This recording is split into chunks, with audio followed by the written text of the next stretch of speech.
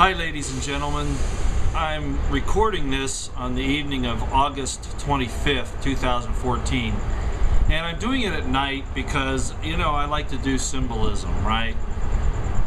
And a darkness, a gross darkness is starting to descend upon our nation, worse than it ever has in the past, actually the entire world. Evil is getting so popular that it's rampant. Our police, our military, they're mercenaries. The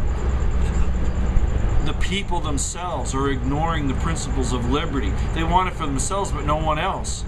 And terrible things are happening. Well, I'm going to cut to the chase here. Look, about 6 or 8 months ago, you may have heard a story, maybe not, about a small New Mexico town police chief who, because he was he was a member of the Constitutional Sheriffs and Peace Officers Association, and he was on his way to a convention in Las Vegas, Nevada, for constitutional police and sheriffs, people that want to protect our rights as public officials, okay? A very worthy cause, constitutional cause, patriotic cause. Well, he was harassed at the airport, and then the feds got involved, starting with TSA agents, but it moved further than that. And basically he was fired by his town, and his entire police department was fired as well, because they were, I guess, all trained pretty much the same way by him. Well, if you remember, New Mexico is where Albuquerque, which is a town not far from him, was where those police officers shot and killed that homeless man who was unarmed and no threat to anyone. And 2 officers could have gone up and taken care of that without doing what they did. And this brutalization of people is rampant throughout the country. You know, we're having 8,000 SWAT raids a year for things like goat's milk. Okay, and I could go on and on and on. Let's get back to Shane Harger. So Shane is a young man. I really don't know how old he is. I think he's about 30 years old. You'll have to forgive all the noise and everything here. I'm doing this I wanted to do a really good video on this because I think it's worthwhile, but I felt like I had to get it out because it's critical at this point. He's a young man with a young family. He excelled in his area and became a police chief because of it. He's a moral man. He's a spiritual man. How do I know that? I know him personally, okay?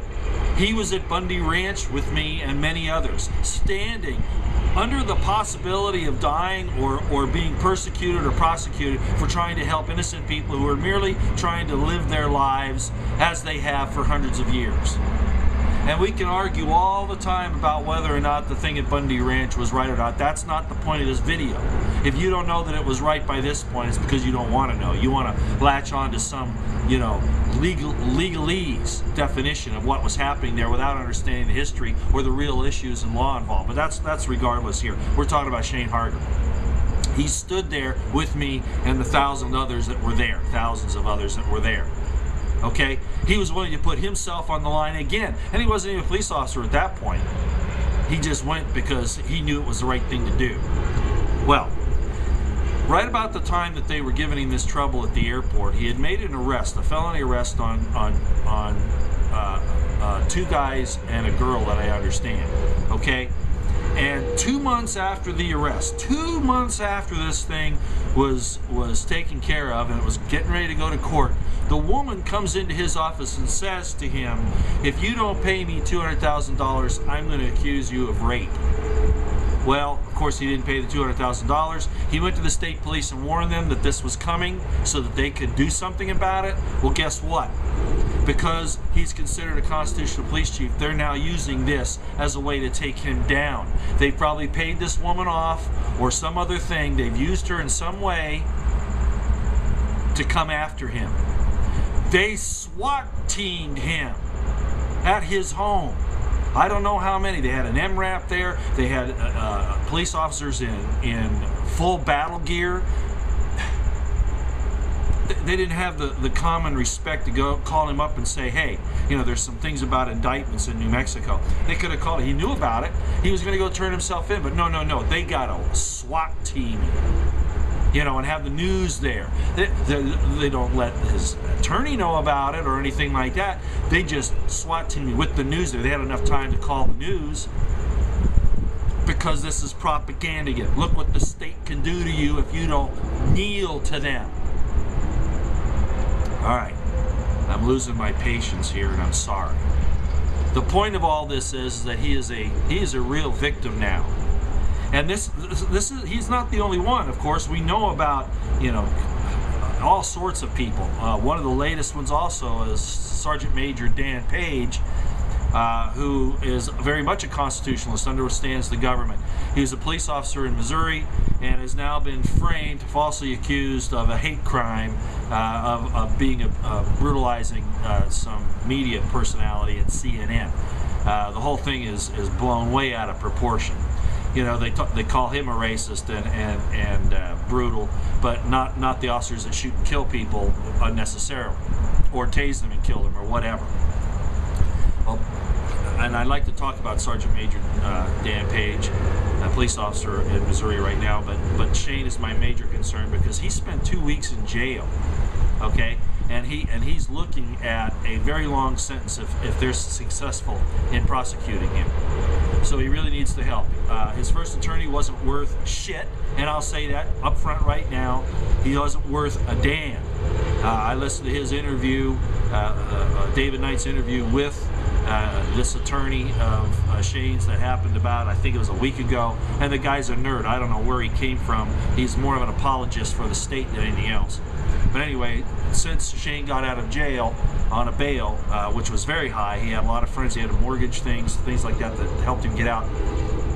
He's now retained, or trying to retain, some really good attorneys that will help him through this. Now, even with good attorneys, I don't trust the court system. Okay, I'm saying that up front. We have a corrupt court system that bows its knee to the evil side of everything. So I don't know that this is going to work, but we can't let him stand here alone. So what I've done is I've put in the description box below the information on where you can contact Shane's people that are collecting money for his defense. And I would just like to mention it here again, so that, as a matter of fact, this is a text that I got from him. I had been texting him for like several days saying, Shane, where are you? I haven't heard from you for days. What's going on? I didn't know he was in jail, that this thing had happened. So he finally got my text, and this is what he sent me. Okay, it's an address. It's down below in the description box. 3167 San Mateo Boulevard, Northeast, number 344, Albuquerque, New Mexico, 87110. And this is what he says. Every dollar counts. The more people that send any amount of money, it will aid me in this fight. If someone loves liberty, if someone wants to stand for justice, please help me. This is a man who's never asked for help from anything, but he's a spiritual man. He knows that unless he asks, he will not receive. So he's asking. And we should be the hand of God to help him out here to the best degree that we can. This is going to become more and more widespread. They're going to come after more and more people who are standing up for the Constitution, for liberty, for spirituality, true spirituality, whether it be Christianity or anything else. Christianity just happens to be, you know, the thing that they're after right now for a lot of reasons. But at any rate, vets again, you know, this shows if we don't help to stand up for him, who's going to stand up for us when they come for us? So this is the time to band together. So I'm going to ask you if you have any extra cash. You know, $5. Everybody has $5. Everybody. And if you can give more, you know, that's great. You know, go without lunch one day, fast a meal, and send him $5, $10, $20, whatever you can do. You know, if you can send more, great. You know, I would appreciate it. Now, I don't have his picture here, but you can Google his name, and there'll be all kinds of bad stuff in the mainstream media about him. But if you go to InfoWars and see what the story is there, I think that will help you to understand. Again, Shane Harger is a spiritual man. He's a moral man. He stands for liberty and the Constitution and true patriotism. And he was willing to put his career, his family, and his life and his liberty on the line for other people. And he's paying the price for it. Let's not allow him to stand alone in this hour.